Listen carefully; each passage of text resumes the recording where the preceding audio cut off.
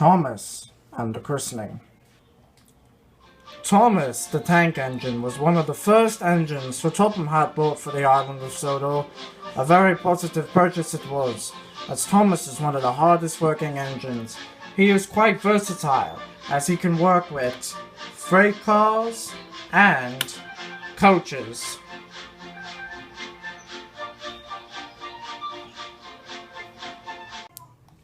But like any hard-working engine, Thomas becomes quite tired after a very long day traveling the rails with goods, passengers, and everything in between.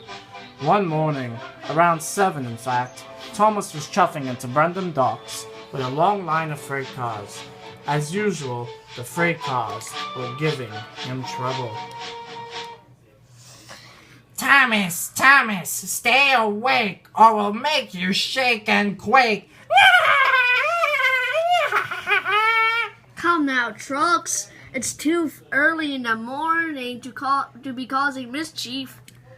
Thomas was uncoupled from the freight train as they were sent into a siding by a porter. Saw an empty track ahead, to which he decided to rest his wheels just for a bit. But that didn't turn as planned. "Thomas, we must get going. We have more work to do," bellowed his driver Bob from inside his cab. I'm too tired. I don't want to move, not even an inch. Sorry, Thomas. I wasn't looking at where I was going. That's all right, Paxton. I best be off anyway. Annie and Clarabelle are waiting for me at Titmouth. But poor Thomas would soon learn that Annie and Clarabelle weren't at Titmouth, but instead many of his friends, Sir Topham Hatt, and a very strange-looking man. Thomas, get into your berth. Sir Topham Hatt is going to make a very important announcement. No, Percy. If I'm going to go into my berth, I'm going to rest, not listen. Shh! Sir Topham Hatt is going to speak. Silence. Thank you, Edward. Engines here with me today is Quincy Cole. His job is to be the assistant of a very important person on our island, which is the one and only Admiral. The engines were now bustling with excitement, except for Thomas, who yawned. Not out of disrespect, but because he was very tired. It's my honor to be organizing the Admiral's visit to Sodor tomorrow afternoon. Yes, the Admiral is visiting for quite a special occasion. The HMS Sudrian has been completed and is awaiting its christening tomorrow before it can go off to battle with our Royal Navy. Many of our community's most essential individuals will be coming to the ship's christening tomorrow, Including a representative of Her Majesty's. Yes, all of you will attend, and I need one engine to be responsible for bringing sparkling cider to the ceremony tomorrow. Why is sparkling cider needed for a ship christening, sir? Oh, may I answer that question, sir? You may, Quincy. Okay, breaking a bottle of sparkling cider has been a tradition for a royal vessel's commissioning since the 1800s. The HMS Sudrian will be receiving the same treatment. And because this is a really useful task, I will choose a really useful engine. Thomas! What? Oh, yes, sir. I will, sir.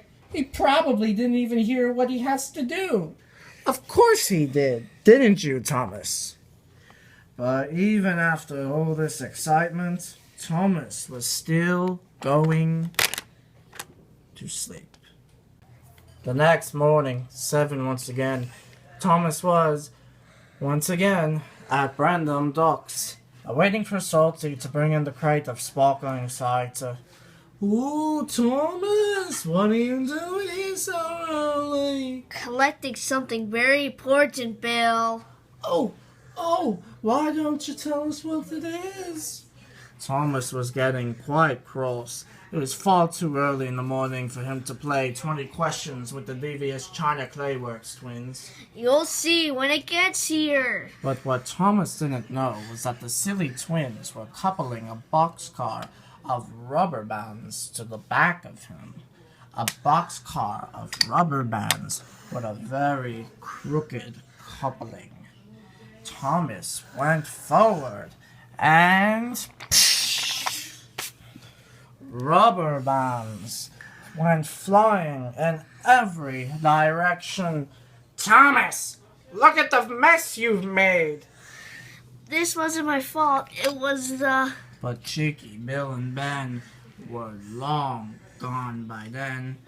Hi, mateys! Here I am with the super sweet sparkling cider for the christening. Oh, I can't wait to see that ship when it gets here. Goes by the sea. Oh, don't take me away. Salty, please, it's 7. Which makes it an even better time for me to sing. Get you in the working spirit, Thomas.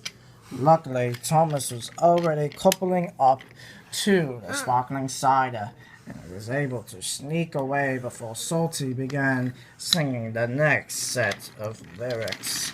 And the 1, and the 2, and the 3... Say, Cranky, where's Thomas? The lucky puffball used his wheels and got out of here before you could belt a tune. Well, that's alright. I'll sing to you. Oh, don't take me up.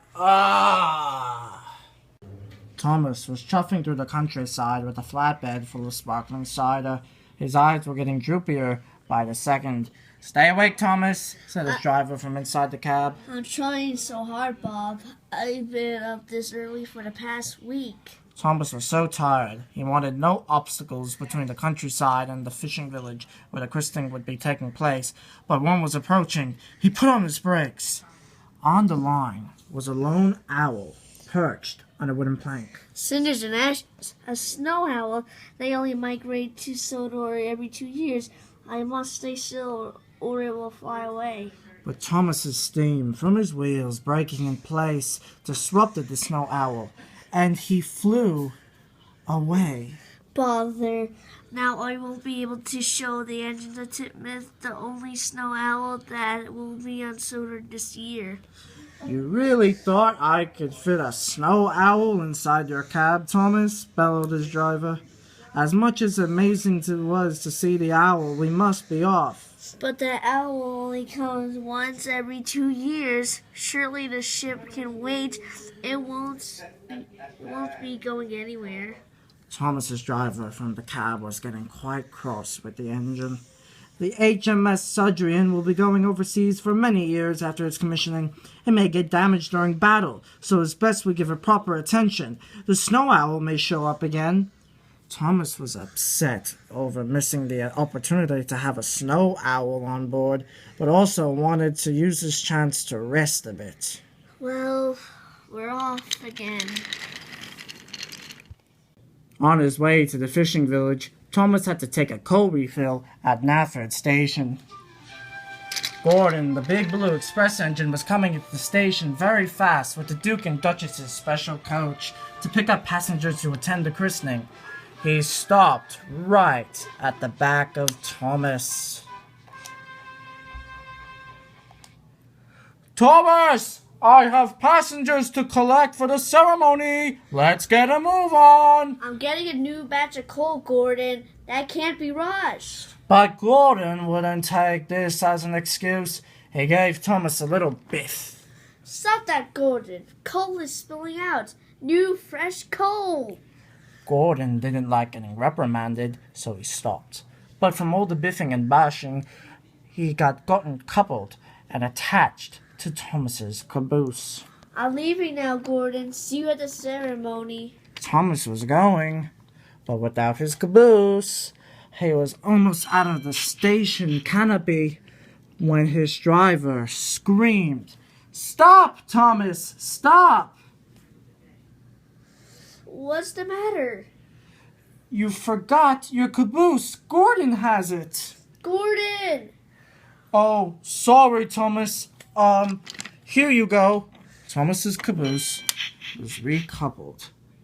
Now Thomas was late and getting off schedule. Now I will have to chuff my hardest to get to the fishing village before all of the important guests. Good afternoon, Sodor. This is Jeremiah Jubling Jr. of News 79 Sodor. Today is a blessed day in our island's history. The HMS Sudrian has been finished after a year-long project. It is about to be commissioned for battle. But first, it's time for the traditional christening. The Admiral, his assistant, Sir Topham Hatt, Sir Robert Norramby, and of course the Honorable Mayor are standing right in front of me, waving to the crowds of engines and people inside their special viewing coaches. And right inside the HMS Sudrian is Timothy Wohlers, a very important member of royalty, our very own Queen's great-grandson. He'll be letting off fireworks from the ship tonight before it leaves the dock for battle. In the distance, Thomas heard and saw all of the commotion. Oh dear, the christening has begun. The Admiral, Sir Topham Hatt, and the Mayor, everyone's there. And Jeremiah Jobling Jr. with his newsman. I must hurry. Then there was trouble. Thomas was going so rickety, his driver fell inside the kib and was unable to gain a grasp of his brakes. Steady now, Thomas. Steady now. No, sir. I must go faster. Thomas was now unstoppable. Cinders and ashes. My brakes. Is that Thomas? My goodness, Percy. You're all right. Thomas, slow down. You're going to crash. That silly engine isn't going to stop. Arthur, you run this fishing village. Do something. What can I do? He has the sparkling cider.